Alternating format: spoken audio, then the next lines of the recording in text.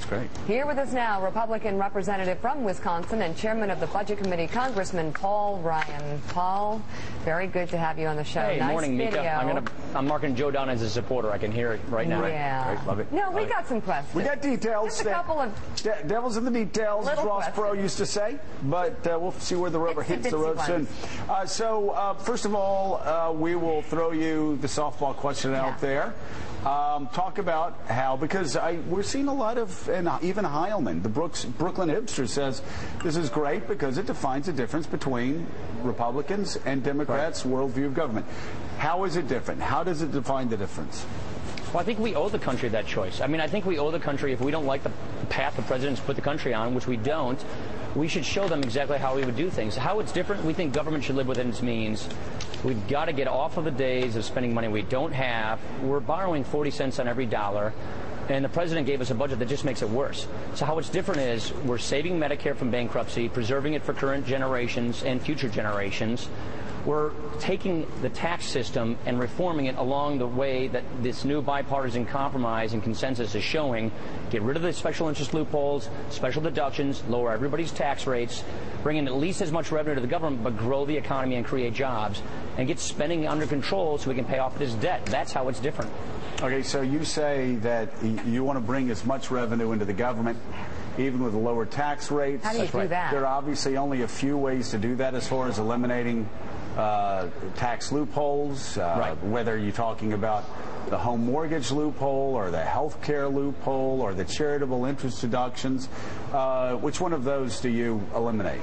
So we want to do this in the light of day in front of everybody. So the Ways and Means Committee, which is in charge of the tax system, sent us the plan here, which is a 10 and 25% bracket for individuals and small businesses. And then they want to have hearings and in the light of day show how they would go about doing this. The point I'm making, Joe, is you say we're getting rid of the alternative minimum tax. The whole purpose of the AMT was to stop people from sheltering their income in tax shelters to pay something in taxes.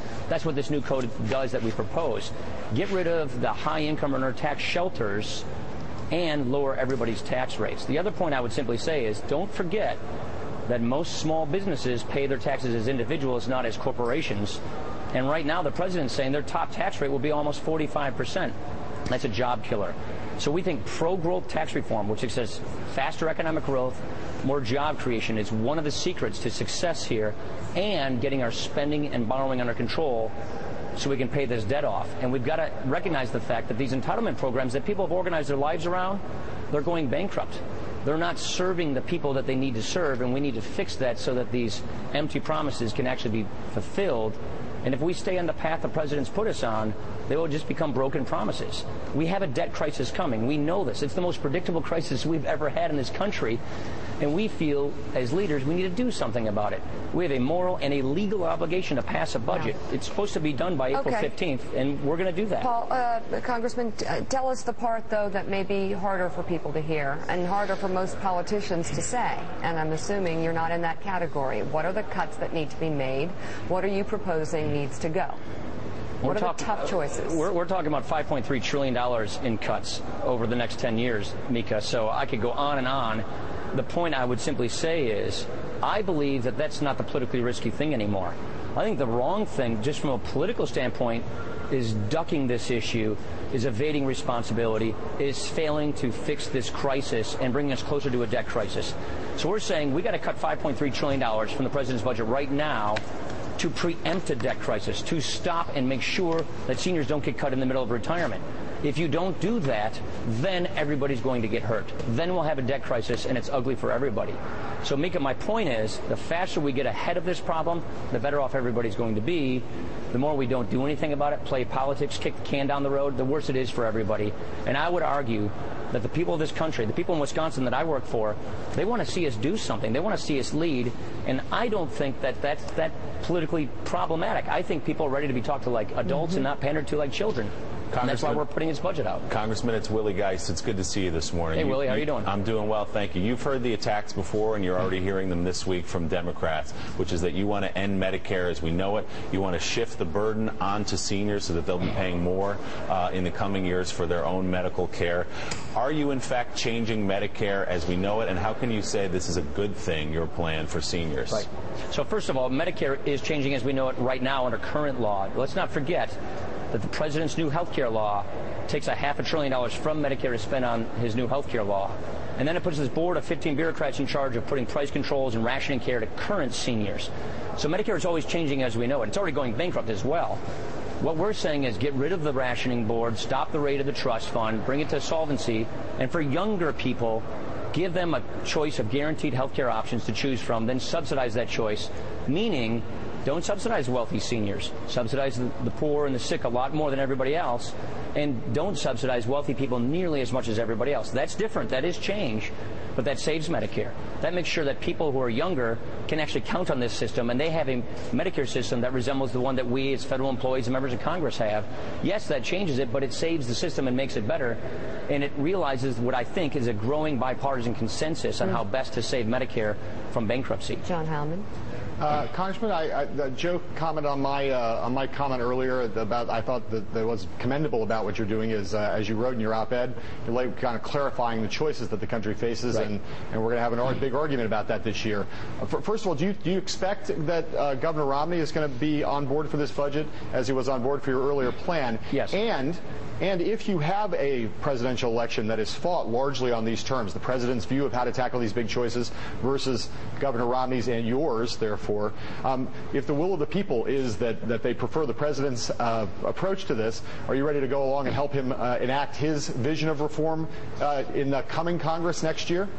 His vision of reform is to duck and kick the can down the road. It's not even to reform. His budget adds to the debt. His budget has net new spending increases. So what I think we owe the country is to let them make this choice. And to your point, we should show them how we would fix this problem so that they can choose which solution they want, so that whoever wins the election gets to implement the solution or the lack thereof, in the president's case, in my personal opinion, and then let the country decide. These issues are so big. America's at such a precarious moment. Instead of cutting some backroom deal or having some super committee figure this out behind the scenes, let's give the country the choice of very clear two futures. Let the people of this country decide in the fall, and then whoever wins that referendum gets to implement that plan. And I think we owe it to the country if we don't like the path the president's put us on. Chairman Ryan, Mark Halpern here. There are a lot of big things in here. I want to go back to something Joe talked to you about, which is the trade-off between lower rates and elimination of deductions. You said you want to have hearings, do it in the light of day. Right. But you know full well what the choices are. There's the mortgage deduction, there's the health care deduction, there's the charitable deduction. You want to let that happen in the light of day. What are your recommendations? Which of the deductions would you like to see scaled back or eliminated? My own view is that for higher income earners, in exchange for lower rates, we should take away those shelters and keep these for middle income earners. How high would you make the cutoff? I don't know the answer to that question because I hate to be mathematical about it, but it's a numbers question. The point I would simply say, Mark, is most of the tax shelters, loopholes that are used by the people in the top two tax brackets. So for every dollar today that's parked in that tax shelter, it's taxed at zero. Take away the tax shelter, lower everybody's tax rate, and that money is now taxed at least 25%. So you actually get more revenues to the government, albeit at lower tax rates. And this way, we're not overtaxing our successful small businesses. We have a system that's fair, competitive, and transparent and simple. So to me, who you are or what kind of business you are, if you make the same level of income, you should pay the same tax rate. That's not what's happening today. People who make the same amount of money based upon loopholes and special interest deals and tax lawyers are paying different tax rates. It's really uncompetitive. It takes a long time to comply with it. It's killing jobs. And I think you take away that stuff, clear out all those loopholes, you can bring everybody's rates down. And I would say take more away from people who are higher income than not. A couple of numbers here. First of all, the CBO has projected that 15% of all tax revenue we get in over the next decade is going to be spent on nothing but servicing the national debt. 15%. As that moves towards 20, 25, 30%, that is when you have a meltdown. Also fascinating, Paul,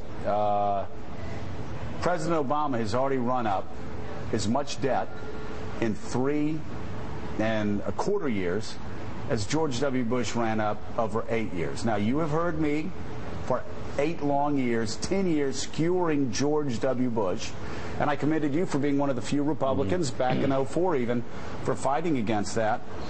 But I say all of this comparing the president's reckless path forward with the reckless path of a lot of Republican candidates, where the debt actually goes up even higher. What does the national debt do over the next decade under your plan? Okay. So as you mentioned, Joe, I put out my first roadmap budget during the Bush administration because I thought fiscal policy was wrong then. Debt still goes up, but we cut the debt by $3.3 trillion over the next 10 years compared to where the president is going. So does it increase? Here's why the debt still increases. 10,000 people are retiring every single day, Joe. It's baby boomers are now moving from working to retiring, and their health care costs are going up at about 3 to 4 times the rate of ordinary inflation. So we have to absorb the fact that we're going from about 40 million retirees to 80 million retirees. And if we don't reform these programs and reform the rest of government, then the debt literally goes off the rails. Yeah. So we will have increasing debt, but we have to absorb it in a way that we can manage it, and that's what we're proposing to do. Congressman Paul Ryan, thank you very much. It's always good to see you. Great to see you, Paul. Thank you so much.